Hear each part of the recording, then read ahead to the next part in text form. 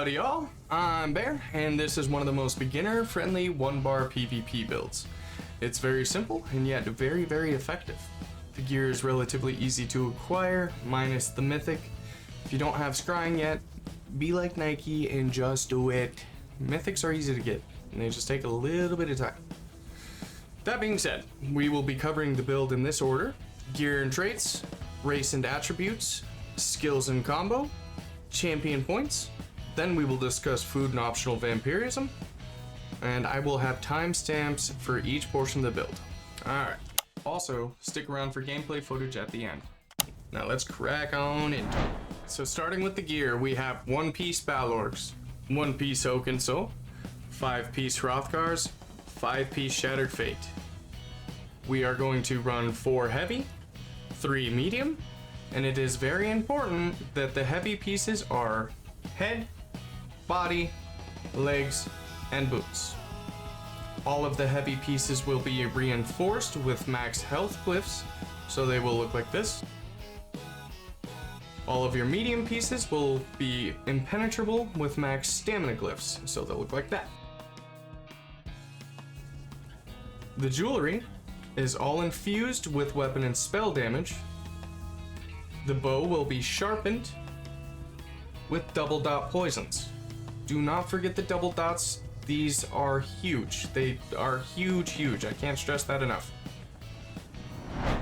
The exact way I have mine set up is heavy Balorg head, Hrothgar's chest, which is heavy, Shattered Fate belt, which is medium, Hrothgar's boots, which are heavy, Hrothgar's pants, which are heavy, Shattered Fate bracers, which are medium, Shattered Fate arm cops, which are medium, Hrothgar's amulet and ring, Oaken Soul ring, and Shattered Fate bow. Jumping over to race and attributes, we have all attribute points dumped into health, getting us just over that 40k HP mark. We are a Nord, thanks to its built-in resistances, as well as a little extra stamina, and ult generation on top of that. It is pretty awesome. It's a very, very good race to beat. Let's break down each of the skills from left to right, starting with Dark Conversion. Dark Conversion is an amazing heal that also gives us magic back so we can keep streaking. Going over, Hardened Ward is an instant shield that also slightly heals us. The skill was literally made for panic moments. Streak. Streak is potentially one of the best skills in the game. It's an AoE unblockable stun. It's unblockable. That can also be used in escape. It's seriously one of the best mobility skills in the game. It's also it's gonna be proccing our Hrothgars for 13% of the enemy's total physical and spell resistance, meaning the tankier that enemy is, the harder streak hits. And we can proc this every 7 seconds. Moving over, Endless Fury is our execute. Apply this while attacking with crystal weapon light attacks when the enemy is at around 50% health, depending on your opponent. Now you can weave this in with your light attacks, so you can literally light attack Endless Fury at the same time essentially. That's important for later. Alright, so crystal weapon, moving over. Spammable. You want to activate this every 2 light attacks. All it does is imbue your light attacks with a really potent crystal weapon. Moving over. This is the ultimate. Overload. Overload, well, it's turned on. All of your light attacks are massive. And you can still imbue them with crystal weapon on top of it.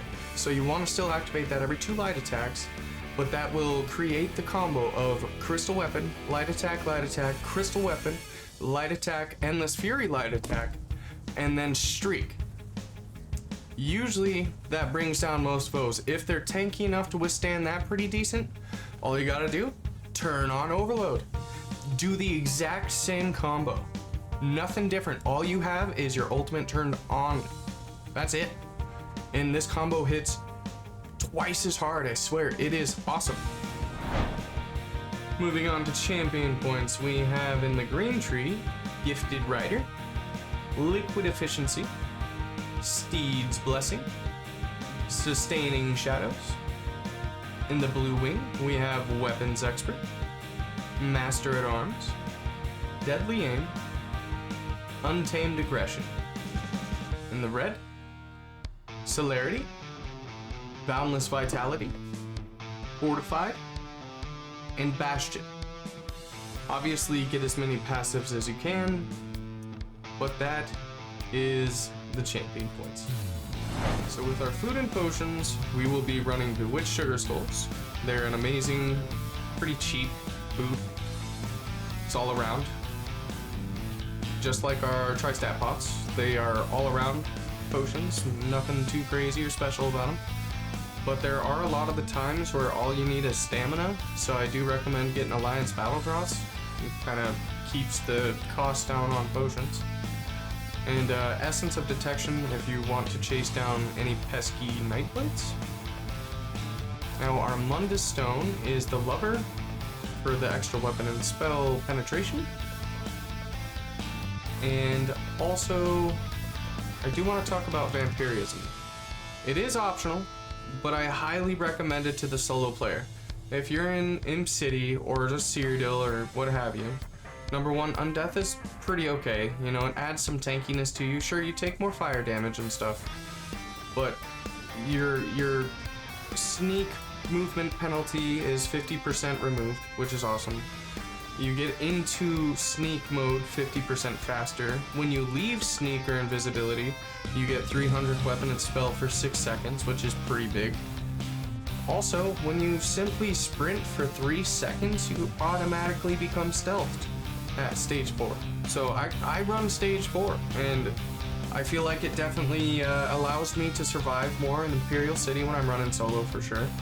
And I think I have noticed a little bit increase in the damage that I do when I come out of stealth, so I recommend it. I do. But again, entirely optional.